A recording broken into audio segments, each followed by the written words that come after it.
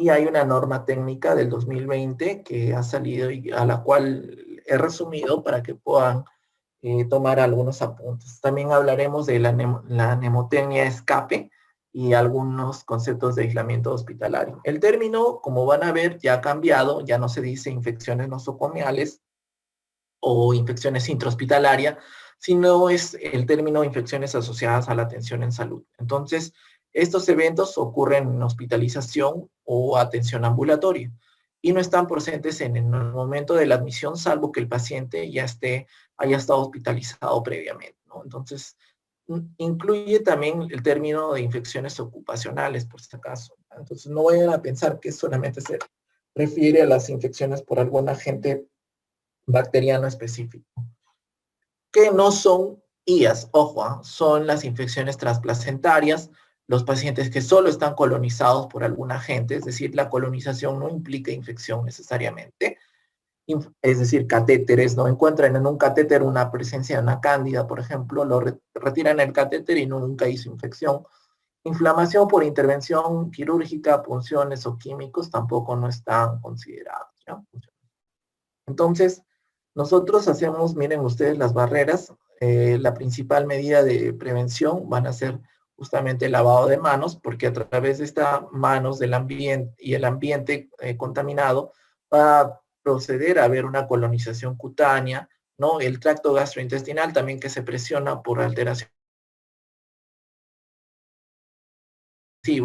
Y si usamos antibióticos, erradicamos, ¿no?, la población de bacterias, digamos, que son susceptibles, pero aumentan las bacterias que son resistentes, ¿no? Entonces, eso se llama presión de selección antibiótica, ¿no? Entonces, eso es importante. Entonces, en la cadena va a seguir que estos pacientes, una vez que tienen algunas presencias de barreras mucosas o cutáneas alteradas, por ejemplo, el paciente ya tiene colonización, tiene catéter venoso central, está utilizando NPT, tiene sonda Foley, ¿no? Entonces, en base a eso, si ya está colonizado, si ya le han dado infección de selección, el paciente puede hacer una infección asociada a la atención en salud. Ojo, el término acá cambió, ya no es nosocomio. Perfecto. Entonces, ¿qué es lo que se vigila en Perú? Lo que yo quiero es que recuerden cuáles son las infecciones que se están notificando hoy en día. La bacteremia puede ser de catéter venoso central, catéter venoso periférico, equipo de nutrición parenteral total o hemodiálisis. Entonces, esto es lo que se está vigilando. También se vigilan las ITUs que están asociadas a catéter urinario, permanente sobre todo, ¿ya? No tengan mucho cuidado. Un paciente que viene de la ITU, con ITU de la comunidad, por E. coli, E. coli B, no va a entrar al reporte, ¿ya? Entran los que están asociados a catéter urinario. Si el paciente ya tenía catéter urinario, por ejemplo, crónico, porque estaba con una lesión de médula espinal, puede todavía entrar al grupo de ITU asociada a catéter urinario. Neumonía asociada al ventilador, importante, acuérdense, neumonía temprana, menos de 5 días, ¿no?, de ventilador, y neumonía tardía, más de 5 días de ventilador. Usualmente era una clasificación que se utilizaba, pero en tardía consideraban a los gérmenes más resistentes, como Acinetobacter, Pseudomonas, temprana por ahí alguna E. coli, Klebsiella que se habían metido, pero hoy en día ya sabemos que los gérmenes pueden aparecer, ni bien el paciente está ingresando al hospital, ya en menos de 24 horas ya puede estar colonizado, ¿ok? También tenemos infecciones superficiales y profundas, ¿no? Imagínense, las colecistotomías están incluidas, las hernioplastías inguinales, también las prótesis de cadera y las cesáreas. Esto es lo que se reporta, entonces, ¿ya? ¿Ok? Una prótesis infectada, eso va al reporte. Una cesárea, una infección de sitio superficial, va al reporte.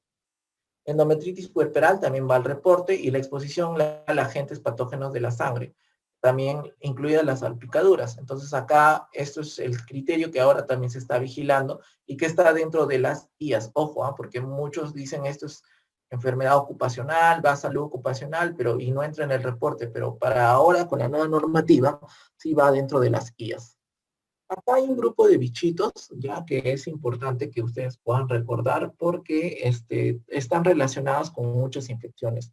Entonces, por ejemplo, tenemos esta Pneumotenia escape, ¿ya? Entonces, solamente para mencionar y qué produce cada uno de ellos. Entonces, si se imaginan, por ejemplo, tenemos acá a Enterococcus, ¿no?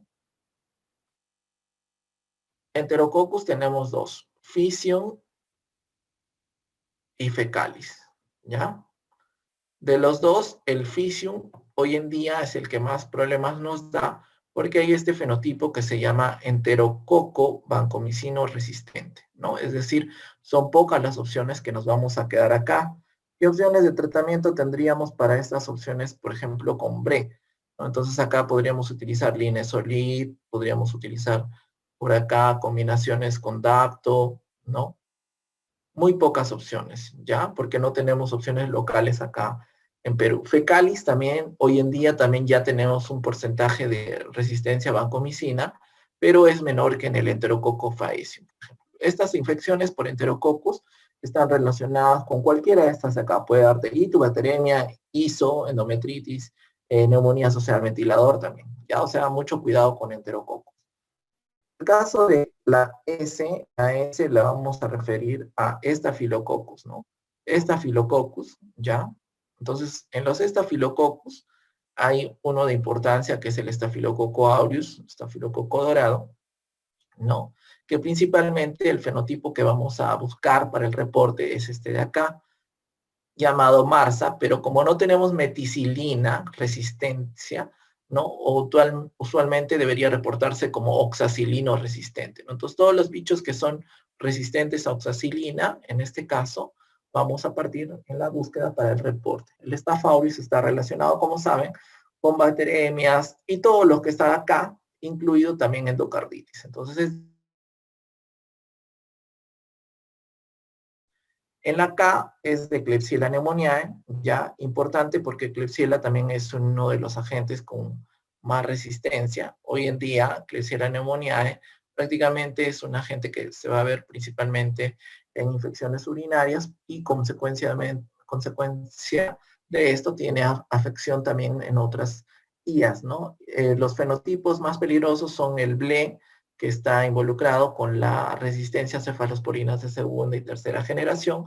Usualmente para las BLES que estamos dando, carbapenémicos, ¿no? Entonces damos ertapenem, damos meropenem, imipenem, ¿no? Otras opciones en BLES tenemos, por ejemplo, fosfomicina, si es una cistitis, por ejemplo, solo en cistitis, ¿no? Nitrofurantoína, solo en cistitis, por ejemplo, podrían ser opciones en BLE, no ciprofloxacino, no cotrimoxazol, porque también se van a complicar por la resistencia que te ofrecen estas cepas BLE. Y las más peligrosas son las productoras de carbapenemasas. Una de ellas es la KPC, que no es la única porque hoy en día en Perú ya tenemos más. Tenemos KPC, tenemos metalobetalactamasas, tenemos OXA, y para las cuales las opciones están limitadas.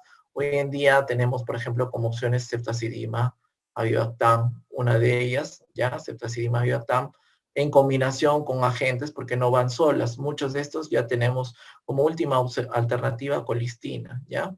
Pero hoy en día la colistina da mucha nefrotoxicidad y por eso aplicamos otras nuevas moléculas que tenemos. Para Staph aureus, para MARSAs, me olvidé, podríamos utilizar también Linezolid, por ahí Dapto también son opciones que para gram positivos que se pueden utilizar.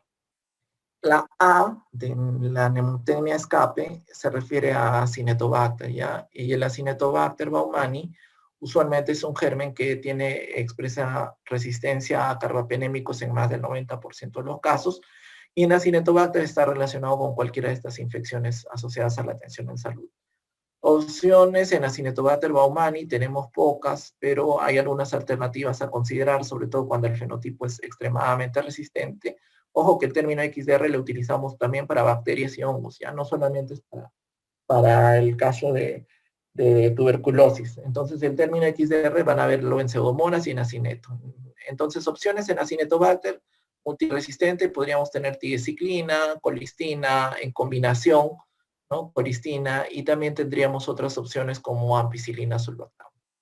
No creo que vengan preguntas así de este tipo, pero más o menos por si acaso tengan el resumen de los agentes que se pueden utilizar para estas infecciones estas IAS. Y la P es de Pseudomonas aeruginosa.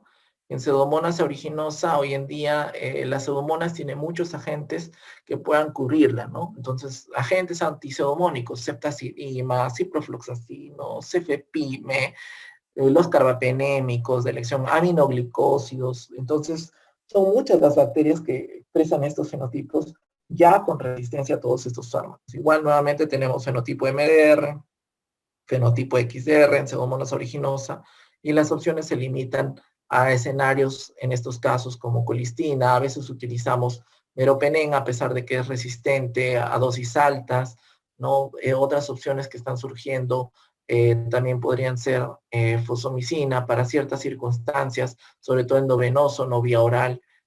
También podríamos utilizar rifampicina y otras opciones como ceftolozane, tazobactam. ¿Ya? Entonces son opciones que están apareciendo, estas últimas, como ceftolozane, ceftazidima y bactam, para el tratamiento de estos bichitos multiresistentes, ¿no? Y finalmente tenemos Enterobacter, que también está relacionado con estas IAS. Y el Enterobacter usualmente puede presentar resistencia de alto nivel a imipenem por un mecanismo que se llama fenotipo AMC, ¿no? Es decir, hidrólisis de cefalosporinas de primera, segunda, tercera, y respetan las de cuarta generación como cefepime. En este caso, podría ser una alternativa solamente para este tipo de bichitos que incluso son resistentes a imipenem, intermedios o resistentes a imipenem, ¿ok? Muy bien. Los tipos de aislamiento, y hoy en día este tema es tan útil porque están viendo la importancia que está surgiendo en el tema de COVID. Miren, en transmisión de vía aérea tenemos clásicamente la tuberculosis y varicela, es decir, acá nos preocupamos por utilizar nuestro respirador N95, ¿no? Y en el caso de las infecciones virales, por ejemplo, o infecciones como ébola o SARS-CoV-2, ya incluso no solamente se tienen cuidado con la transmisión aérea, sino también con las de contacto, ¿no? Las de contacto las utilizamos por lo general cuando hay un paciente que está colonizado por alguna de estas bacterias del grupo escape, ¿no? Entonces, entras a su sala y lo que tienes que hacer es utilizar guantes, mandilón, puedes utilizar una mascarilla simple, aunque no está recomendado, pero sí lavado de manos antes, durante y después el contacto con el paciente. Durante, al retirarse los guantes, ¿no? Mientras que estés en la habitación, y salida ya es importante. Gotitas, influenza y adenovirus. Lavado de manos entonces es importante cuando están sucias y después del contacto con Clostridium. Clostridium, si un paciente ha tenido infección por Clostridium, acuérdense que estos tienen toxinas, esporas. Entonces, como tienen toxinas, esporas, el alcohol gel que utilizamos muchas veces no va a ser suficiente. Este es uno de los pocos gérmenes que justamente no va a salir solo con alcohol gel. Por eso es que se predomina el lavado de manos. Para cualquier otro germen, sí, si es que las manos no están visiblemente sucias. Después de cualquier contacto con pacientes que han tenido diarrea, en brotes de norovirus o bacillus anthracis antes de comer y después de ir al baño, ¿no? Estas son clásicas medidas, pero recordar, y la pregunta única que creo que ha venido hasta ahorita es la medida más importante de contención para las infecciones asociadas a la atención en salud. La respuesta sería el lavado de manos. Pero por ahí se preguntan estos tipos de aislamiento, tengan cuidado.